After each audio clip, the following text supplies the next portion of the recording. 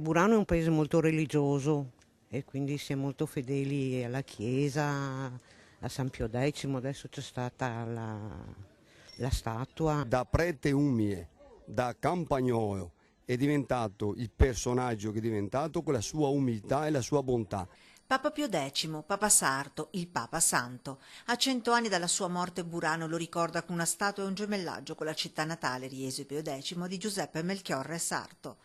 Una statua di bronzo alta 240 cm per 300 kg di peso esposta alla devozione dei fedeli nella parrocchia di San Martino, dove rimarrà fino al 5 aprile. Poi il giorno 5 lo portiamo a Casale sul Sile, verrà trasportato poi a Riese, che andremo a festeggiare e a vedere dove verrà posizionata la statua. L'opera, realizzata da un artista thailandese, è stata donata da un benefattore buranello recentemente scomparso, Gianmarco Tagliapietra, in segno di devozione verso un papa che fu particolarmente legato all'isola e ai suoi abitanti.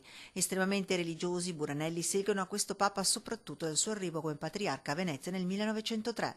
Fino al 1903 che fu patriarca di Burano, venne qui e aiutò moltissimo anche con patrimonio personale e della diocesi i poveri pescatori che languivano, perché qui c'era miseria, c'era povertà. Papa Sarto ha spinto la categoria dei pescatori a organizzarsi nella una delle prime cooperative dei popolari di quel tempo.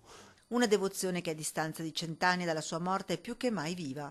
Io sono stata anche in casa sua, ho visto la foto, ha una foto bellissima che quando giri ti guarda. Per noi San Pio X, nella statua regalata a Gianmario, c'è il ricordo di molti valori che sono innati in noi con la cultura che ci è stata insegnata dai nostri padri. La destinazione della statua bronzea sarà in terrapieno lungo la principale via d'accesso a Riese Pio X, ma avrà l'ulteriore valore di suggellare un'amicizia, un gemellaggio tra le due località. Un papa buono, vicino alla gente, come racconta la tradizione. È una tradizione popolare che viene tramandata che Pio X si fosse seduto per confessare in un confessionale ancora presente nella chiesa parrocchiale di Burano, quando si recava spesso in zona nelle sue visite pastorali per aiutare la popolazione.